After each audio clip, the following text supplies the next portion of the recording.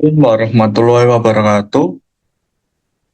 Perkenalkan, nama saya Naverian Satria Ramajaya dengan NIM dengan NPE 14825000011 dengan prodi Sistem dan Teknologi Informasi, mata kuliah Arsitektur dan Organisasi Komputer. Di sini saya akan mempresentasikan video arsitektur CPU dengan panduan bagaimana alur membaca diagram state predictor.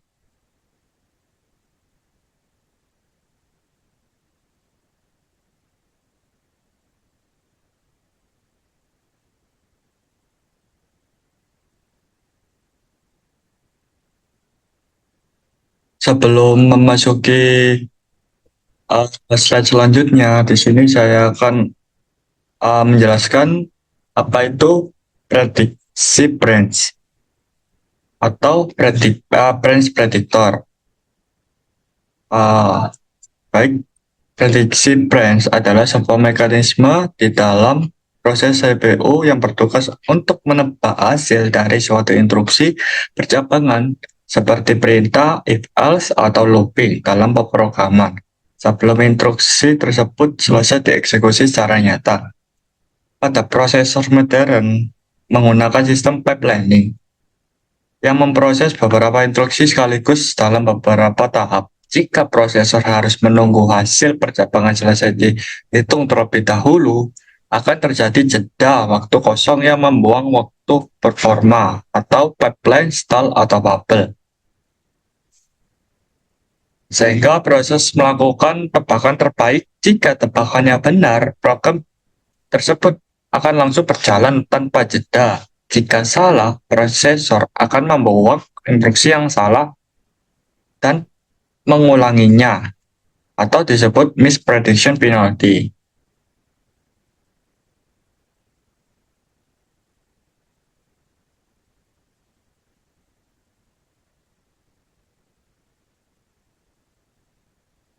Di dalam CPU modern, dengan sistem instruksi berpipelining,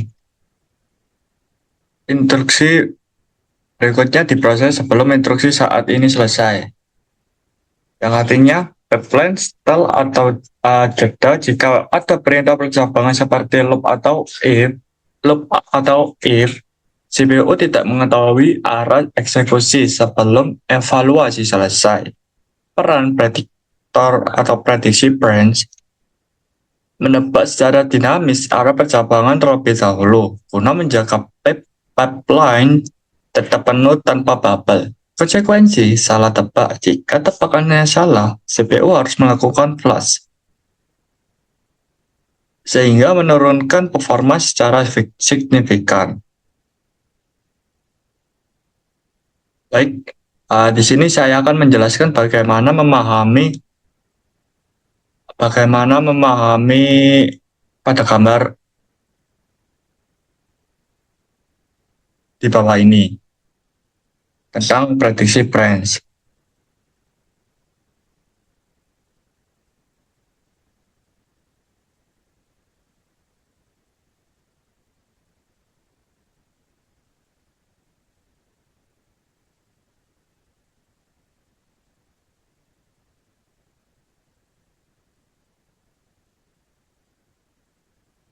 Kita sebelum memahami struktur pembagian zona, kita harus mengetahui yang ada di dalam lingkaran ini dan arah panah yang menunjuk ke prediksi taken atau sebaliknya.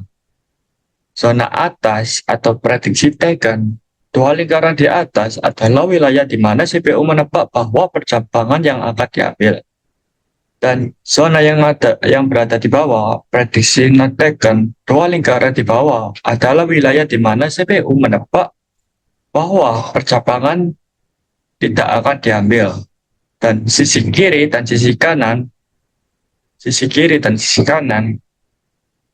sisi luar, kiri atas dan kanan bawah adalah kondisi kuat atau yakin, sedangkan sisi dalam kanan atas dan kiri bawah adalah kondisi di mana lemah atau ragu. Uh, Situasi ini di mana tebakan CPU-nya 100% benar. Pada lingkaran kiri atas, prediksi taken jika kenyataannya adalah taken, panah melingkar kembali ke dirinya sendiri. Sehingga CPU sukses menebak, ia tetap bertahan di status sangat yakin diambil.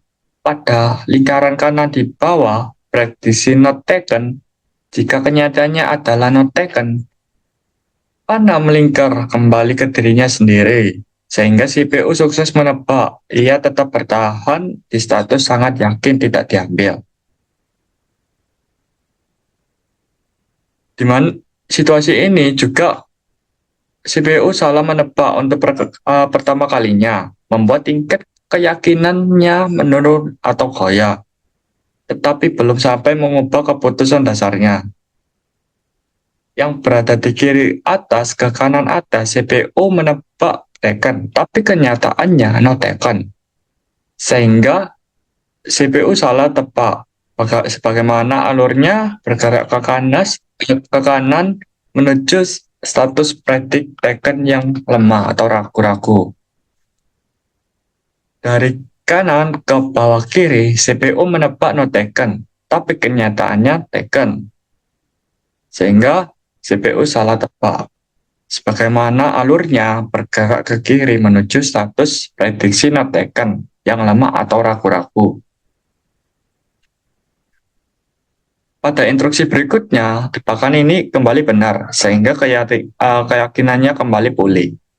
Yang berada dari kanan atas ke kiri atas, kondisi ini berada di ragu-ragu, atau disebut prediksi taken lemah.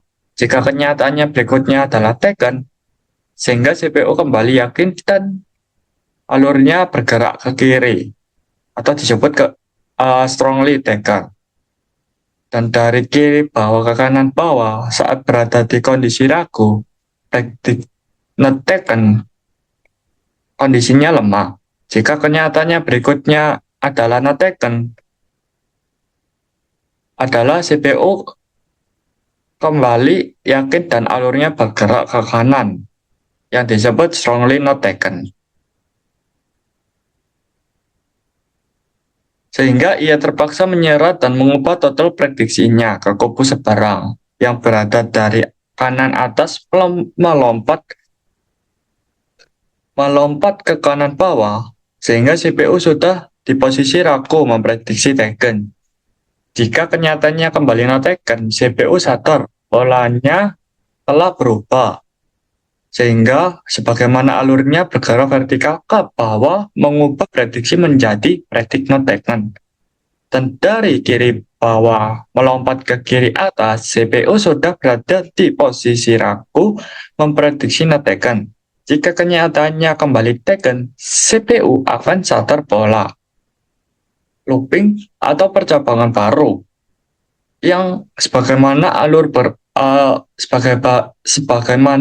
bergerak vertikal ke atas, mengubah prediksi menjadi predict taken.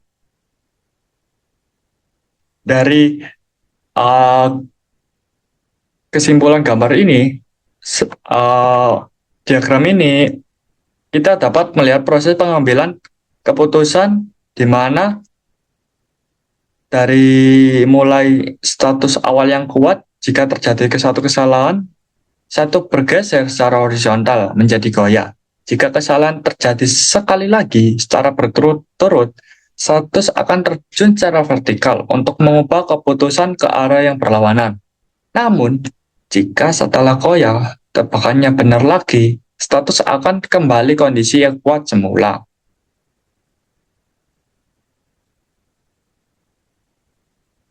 Nah, sudah saya jelaskan bagaimana kita membaca gambar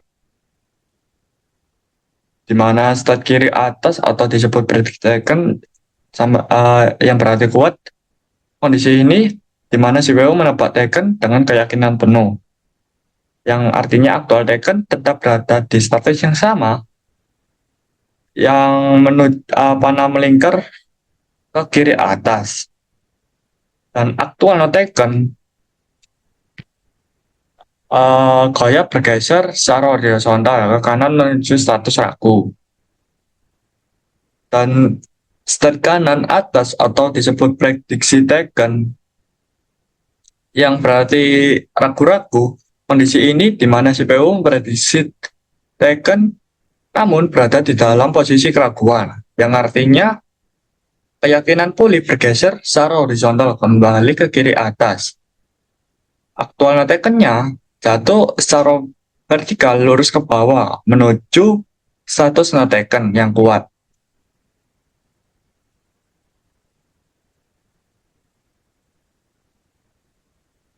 Dan state kanan bawah, prediksi Tekken yang bisa bilang kuat, yang artinya kuat. Kondisi ini di mana CPU memprediksi Tekken dengan keyakinan penuh dan mantap. Yang artinya tebakannya benar, bertahan di status ini. Aktual Tekken gaya bergeser secara horizontal ke kiri menuju status ragu. Dan step kiri bawah prediksi Tekken di mana CPU memprediksi Tekken namun dalam keraguan. Dalam keyakinan ini, pulih bergeser, keyakinan dalam aktual Tekken, keyakinan pulih bergeser secara horizontal ke kanan bawah. Atau aktual Tekken secara spesifik berdasarkan alur panah vertikal ke atas, langsung melompat ke status kiri atas yang disebut predik Tekken.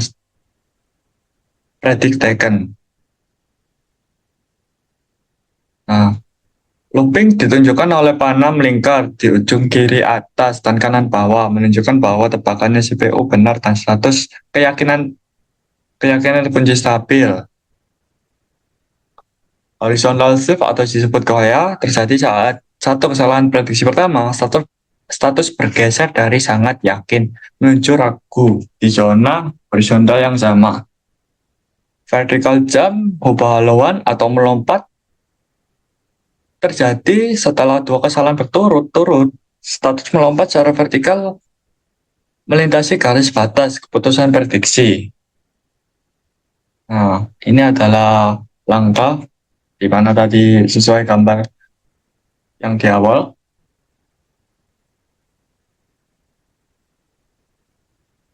Nah, ini